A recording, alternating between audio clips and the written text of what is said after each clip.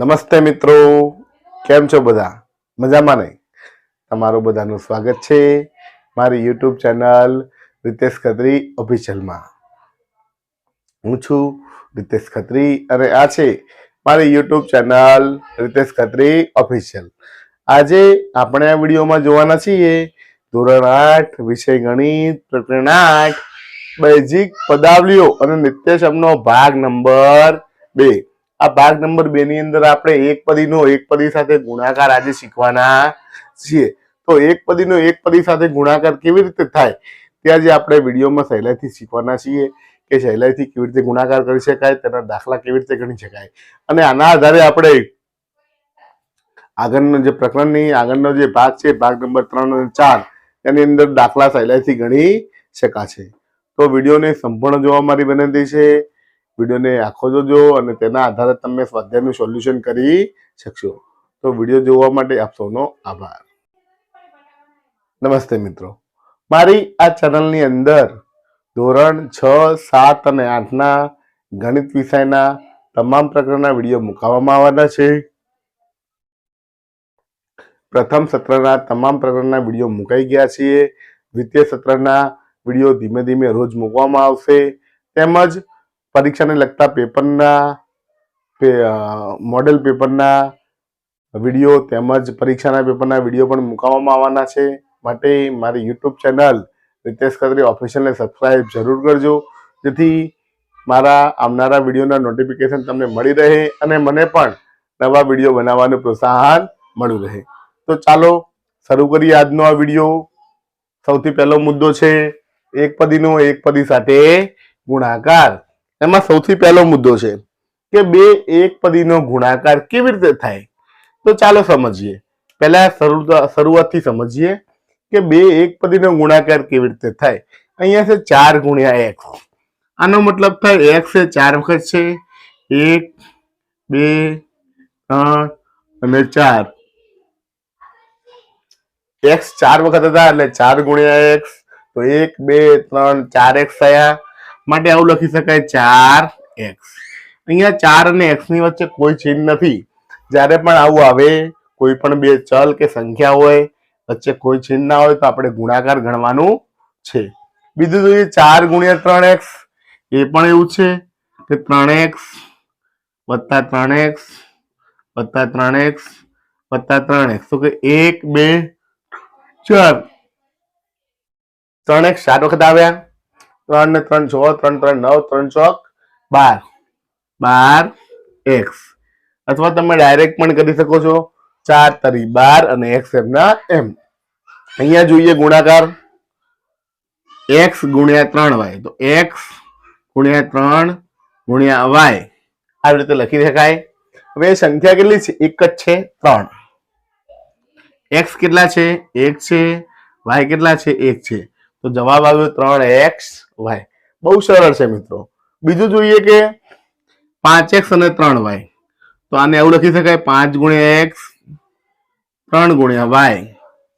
ચાલો હવે જોઈએ સંખ્યાઓ કેટલી કેટલી છે કે 5 અને 3 છે.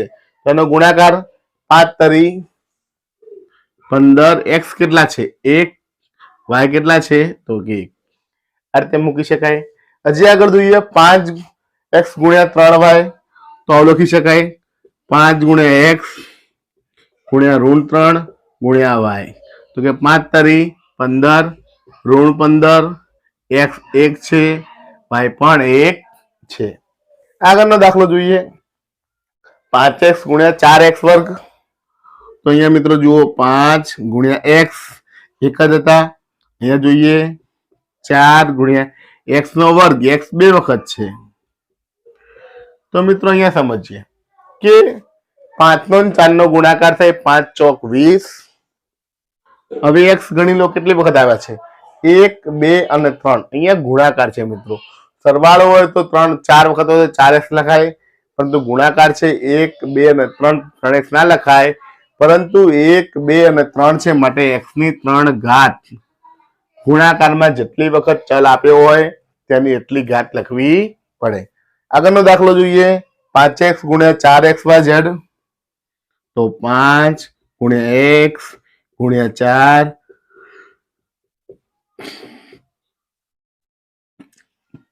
મિત્રો ગુણાકાર કરીએ 5 ચોક 20. હવે જોઈએ મિત્રો x 1 અને 1 બે વખત આપ્યા છે માટે x નો વર્ગ આવશે, y એક જ છે, z પણ એક જ છે. તો મિત્રો આ રીતે સહેલાઈથી એક પદીના એક પદી સાથે ગુણાકાર કરી શકાય છે. અહીંયા બે એક પદીના ગુણાકારની વાત હતી. હજી વધુ દાખલા જોવાના છે તો તે માટે જોતા રહો અમારો વિડીયો. આભાર. નમસ્તે મિત્રો. હવે જોઈએ 3 કે તેથી વધુ એક પદીના ગુણાકાર. અહીંયા એક પદીઓ તો છે, એક કરતા વધુ છે. અહીંયા એક સાથે 3 છે તો 3 ને કેવી રીતે ગુણવા? તમે 3 ને સાથે ગુણી શકો છો, અથવા ના ફાવે તો પહેલા 2 ને ગુણો અને પછી ત્રીજાને ગુણો, તો એમ પણ ગુણી શકાય છે. આ રીતે કરી શકાય કે પહેલા 2 ને ગુણો, 2 2 પંચા 10, 1 x 1 y, x y ગુણ્યા z. હવે આને ગુણો, 10 એકા 10, x y અને z. અહીંયા મિત્રો તમે જોઈ શકો છો કે x એક જ હતો, y પણ એક છે, z પણ એક છે, એટલે એમને એમ લખી દેવા છે. બહુ સરળ છે. ચલો હવે મિત્રો આ જોઈએ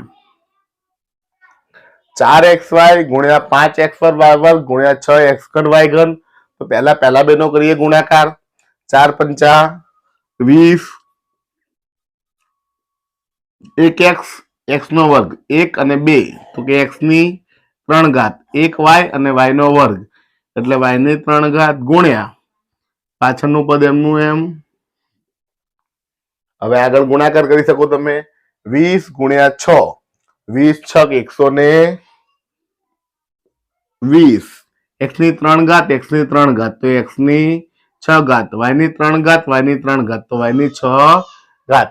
તમે સરવાળો પણ કરી શકો કે x ની 3 ઘાત ને 3 ઘાત, 3 ને 3 6 ઘાત. ત્રીજો દાખલો જોઈએ 4x ગુણ્યા 5y ગુણ્યા 7z.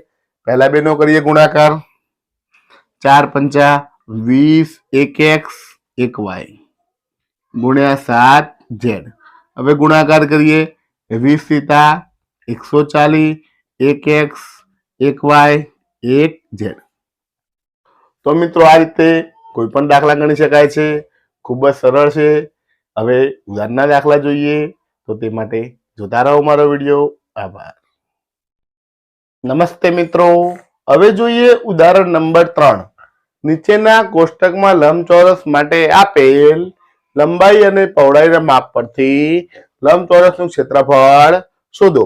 તો અહીંયા લંબાઈ અને પહોળાઈ આપી છે 3x 9y 4ab 2l વર્ગ m 5y 4y નો વર્ગ 5abc 3lm વર્ગ.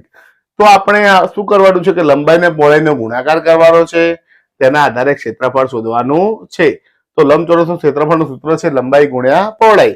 તો ચાલો મિત્રો ગુણાકાર કરી દઈએ. લંબાઈ અને પહોળાઈનો ગુણાકાર અહીંયા થશે 3x ગુણ્યા 5y, અહીંયા થશે 9y ગુણ્યા 4y નો વર્ગ થશે 4ab ગુણ્યા 5abc અને અહીંયા થશે 2l વર્ગ m ગુણ્યા 3lm વર્ગ. તો મિત્રો આ ગુણાકાર થઈ ગયો છે. હવે તેનો જવાબ મેળવીએ. તો કેવી રીતે જવાબ મેળવવાનો જોઈએ? સંખ્યાનો ગુણાકાર 5 તરી 15, ચલમાં x એક જ છે, y પણ એક છે. 9 ગુણ્યા 4 9 ચોક 36, અહીંયા y એની 1 ઘાત 2 ઘાત તો 1 ને 2 3 કુલ 3 ઘાત આવશે. 4 પંચા 20. હવે મિત્રો જુઓ 1a 1a તો a ની કેટલી ઘાત થઈ? 2 ઘાત. બી જોઈએ 1 અને 2 તો b ની પણ થશે 2 ઘાત અને c એક જ છે માટે c ની 1 ઘાત. અને ચોથું જોઈએ 2 તરી 6, l 2 અને 1 તો l નો ઘન, 1m અને 2m તો m ની 3 ઘાત. તો મિત્રો આ રીતે ખૂબ જ સરળતાથી ગુણાકાર કરી દાખલા ગણી શકાય છે. આ થઈ ગયું ઉદાહરણ નંબર 3 નું સોલ્યુશન. હવે જોઈએ ઉદાહરણ નંબર 4. ત્યાં સુધી જોતા રહો મારો વિડીયો. આભાર. નમસ્તે મિત્રો. હવે જોઈએ ઉદાહરણ નંબર 4. નીચેના કોષ્ટકમાં લંબઘન માટે આપેલ લંબાઈ, પહોળાઈ અને ઊંચાઈના માપ પરથી લંબઘનનું ઘનફળ શોધો. તો અહીંયા લંબાઈ પહોળાઈ ઊંચાઈ આપી છે, તો લંબાઈ ગુણ્યા પહોળાઈ ગુણ્યા ઊંચાઈ કરીએ તો આપણને લંબઘનનું ઘનફળ મળી જાય. તો અહીંયા લંબાઈ આપી છે 2x, m વર્ગ n, 2q, પહોળાઈ આપી છે 3by, n વર્ગ p, 4q વર્ગ, 5cz, p વર્ગ m, 8q ઘન. તો ચાલો મિત્રો પહેલા ત્રણેયનો લંબાઈ પહોળાઈ ઊંચાઈનો ગુણાકાર કરી દઈએ અને પછી ઘનફળ શોધીએ. તો અહીંયા 2x છે તો લખાશે 2ax ગુણ્યા 3by ગુણ્યા 5cz. બીજામાં થશે m વર્ગ n ગુણ્યા n વર્ગ p ગુણ્યા p વર્ગ m. ત્રીજામાં થશે 2q ગુણ્યા 4q વર્ગ ગુણ્યા 8q ઘન. તો મિત્રો આ લખાઈ ગયું. હવે ગુણાકાર કરીએ તો સંખ્યાનો ગુણાકાર કરીશું આપણે. 2 તરી 6, 6 પચા 30. એ કેટલા છે તો કે એક જ છે એ. બી કેટલા છે? 1b છે. સી કેટલા છે? 1c છે. x 1 છે, y 1 છે, z 1 છે. તો લખી શકાય જવાબ 30 abc xy z. બીજાનો ગુણાકાર કરીએ. એમ અહીંયા કોઈ સંખ્યા નથી, કોઈ ગુણાકાર કરવાનો નથી, પરંતુ એમ જોઈએ. m ની 2 ઘાત, m ની 1 ઘાત, તો 2 ને 1 3, m ની 3 ઘાત, n ની 1 ઘાત, n ની 2 ઘાત, તો n ની 3 ઘાત, p ની 1 ઘાત, p ની 2 ઘાત, તો p ની 3 ઘાત. તો જવાબ આવ્યો m ની 3 ઘાત, n ની 3 ઘાત, p ની 3 ઘાત. છેલ્લું જોઈએ કે ત્રણ સંખ્યાઓ આપી છે, ગુણાકાર કરીશું. 2 ગુણ્યા 4, 2 ચોક 8 ને 8 ગુણ્યા 8, 8 64. q1 છે, q2 છે, q3 છે. તો સરવાળો કરીએ. 1 અને 2 3, 3 ને 3 6, તો q આવશે 6 ઘાત. તો મિત્રો આ રીતે સરળતાથી એકપદીના એકપદી સાથે ગુણાકાર કરી શકાય છે. તો આ તો ભાગ નંબર 2 નું સોલ્યુશન. અહીં ભાગ નંબર 2 પૂર્ણ થાય છે. નમસ્તે મિત્રો. તો આજે આપણે આ વિડીયોની અંદર જોયું કે ધોરણ 8 વિષય ગણિત પ્રકરણ 8 બેઝિક પદાવલીઓ અને નિત્યસમનો ભાગ નંબર 2 જોયો. ભાગ નંબર 2 ની અંદર એકપદીના એકપદી સાથેના ગુણાકાર શીખ્યા.